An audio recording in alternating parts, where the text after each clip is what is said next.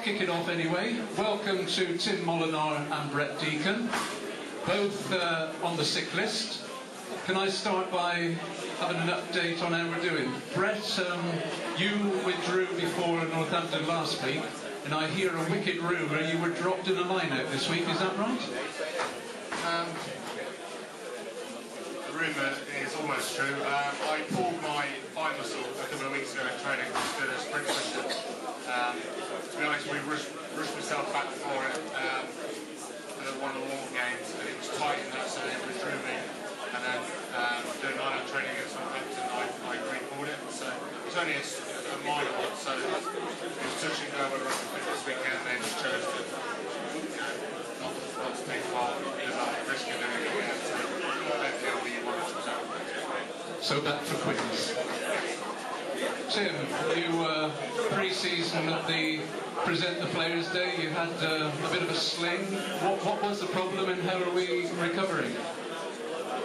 I tore my pec or my tendon off my shoulder at training. One of the young boys did me over, so it was towards the end of pre-season, so I got an operation on Monday, more of an exploratory type thing as well, and so we'll know after Monday how long, but I would probably be back about mid-November. Well, that's a pity to have you out so long. I know, as you know, we need your presence in the centre at the moment, but good luck with the recovery. Thanks, yeah. First home match today, but before we touch on that, can we just refer back to Northampton last week?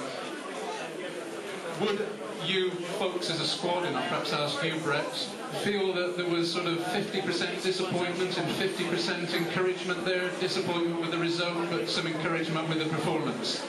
I would say 100% disappointment because we really took the game to Northampton. We could have and should have won the game.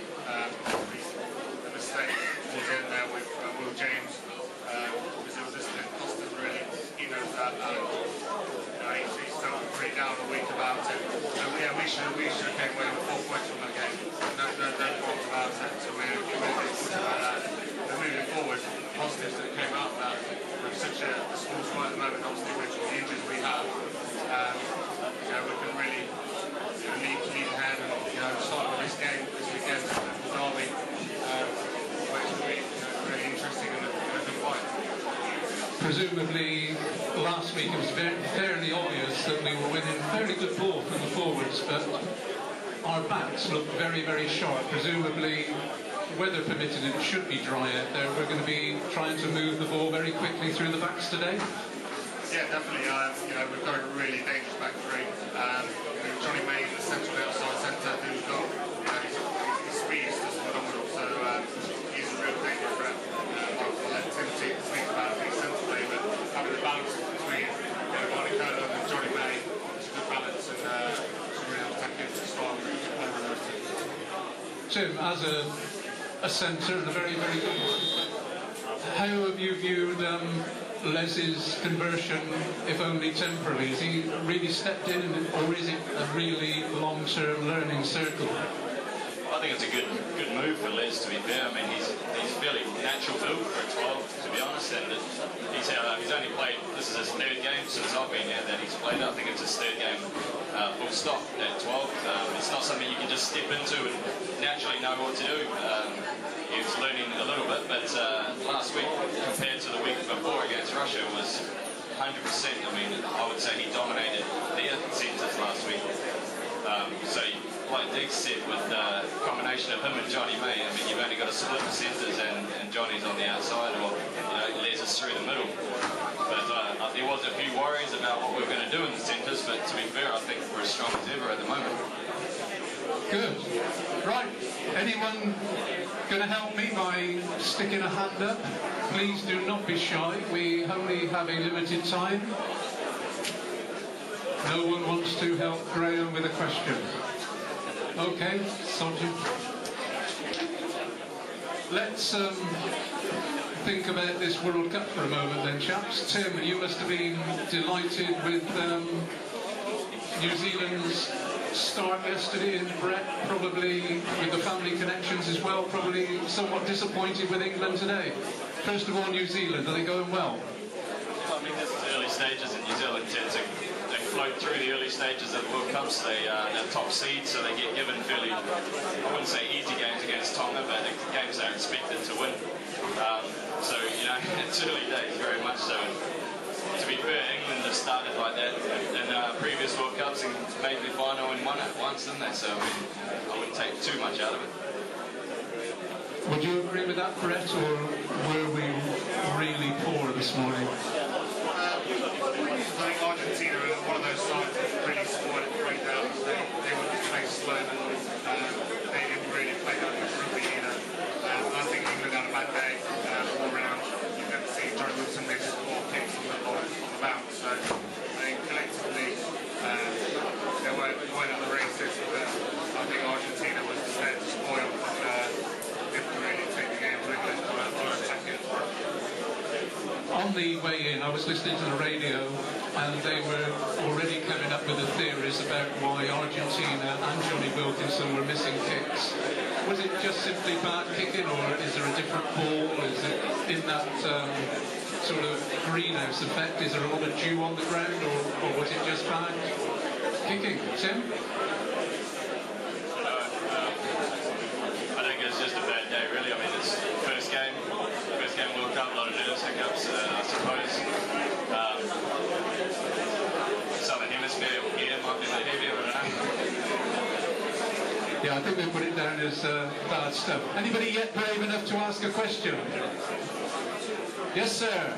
Thank you. Brett, you were all played with Martin Johnson. What would he say to that team afterwards in the dressing room? Well done, lads, you got the victory, or get your arse in gear and get out training. Yeah, probably a bit of both, to be honest. I think it would be relieved to get the win. You know, winning teams that won the competition before in England in 2003, they played up to the final. They didn't play that much rugby. So it's good to get the consistency of winning games, and I think he'll be happy with that. But I listened to an interview after the game, and he seemed quite positive, which I don't know if that was just for the media or he didn't sound like much else I knew, but I think they'll be back to hard work on Monday. Anyone else? Right, let's finish this with going back to today and Worcester. Tim, Worcester, would you expect them to be keeping it tight and Gloucester back, because they won't be able to do any ping-pong tennis because we'll come back and hit them? Are they going to try and keep it in the forwards, would you expect? It's sort of hard to tell, really, because watching the game previously last week, the game plan was kind of hard to pick. It was a bit of everything. But I think we're dominant in the forwards and in the backs.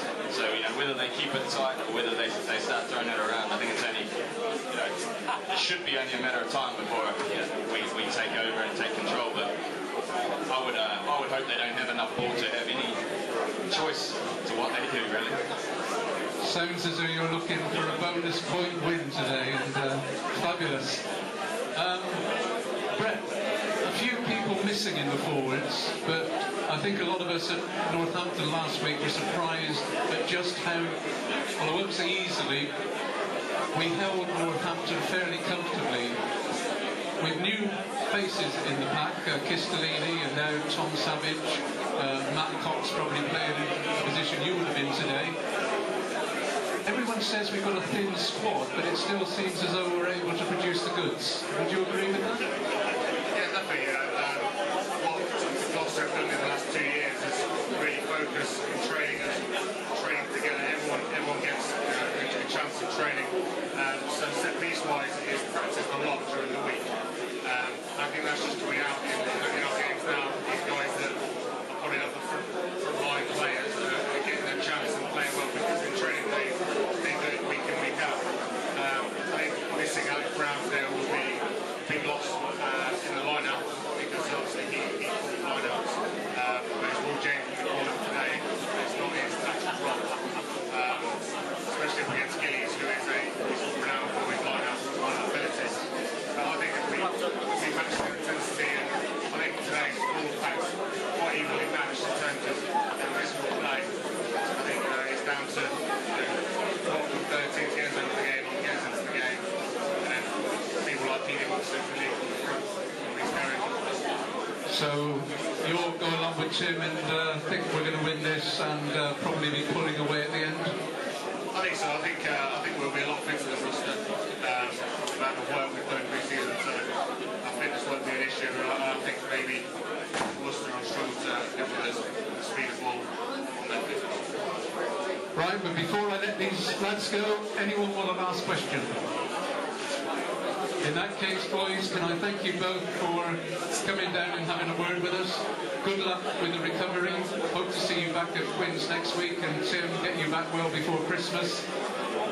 Thanks again, everyone. Brett Deacon and Tim Molenaar.